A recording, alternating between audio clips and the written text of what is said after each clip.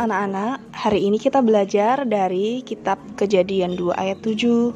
Ini adalah ayat pendukung untuk pelajaran Allah hadir dalam kehidupan manusia. Nah, di ayat tadi, Kejadian 2 ayat 7, menggambarkan bahwa Allah itu menciptakan manusia menggunakan tangannya sendiri. Allah membentuk manusia dari debu tanah lalu menghembuskan nafas hidup ke hidung manusia sehingga manusia menjadi makhluk yang hidup. Bayangkan jika Allah tidak menghembuskan nafas hidup kepada manusia, tentu kita tidak seperti saat ini. Kita tidak bisa bernafas, tidak bisa menikmati alam yang indah, kita tidak bisa melihat orang-orang yang kita sayangi, tidak bisa bermain. Napas hidup dari Allah membuat kita dapat hidup.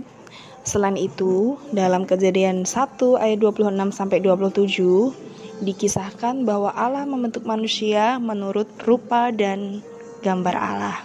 Ini tidak berarti wajah manusia sama dengan wajah Allah, tetapi sifat-sifat yang ada pada Allah seperti kasih, baik, damai, dan adil terdapat juga pada manusia.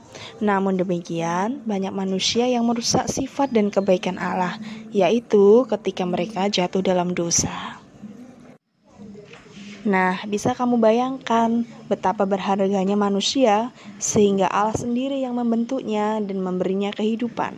Jadi, seperti apapun warna kulitmu, bentuk rambutmu, warna biji matamu, dan ukuran tubuhmu, semuanya adalah anugerah Allah karena Allah yang menciptakan kamu dengan penuh kasih sayang. Allah hadir bukan hanya ketika kamu diciptakan, tetapi juga di sepanjang kehidupanmu, baik ketika merasa sedih, senang, berhasil, atau gagal.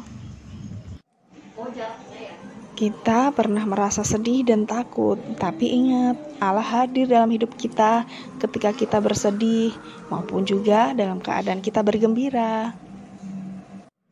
Nah, tahukah kamu bahwa kita itu sebenarnya mengalami kehadiran Allah dalam segala kehidupan kita? Kita mau belajar dari beberapa contoh peristiwa kehidupan kita di mana kita bisa merasakan kehadiran Allah, sekalipun kita tidak bisa melihat Allah secara langsung dengan mata kita. Nah, contohnya yang pertama, ketika lahir. Bayangkan saja, semula kita masih ada di dalam perut ibu.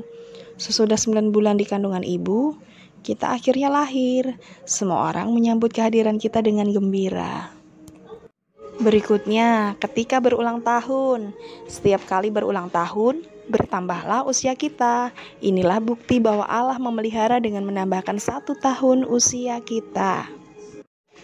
Kemudian, ketika berhasil mendapat nilai yang bagus, sudah belajar dengan bersungguh-sungguh, tentu saja kita perlu berdoa supaya Allah memberikan kesehatan, kecerdasan, dan ketelitian, sehingga kita dapat mengerjakan semua soal dengan baik.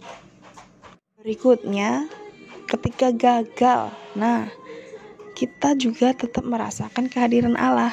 Misalnya, ketika mendapat nilai jelek, kita berdoa agar Allah mengingatkan kita untuk lebih giat lagi belajar dan supaya Allah juga memberi kita kecerdasan.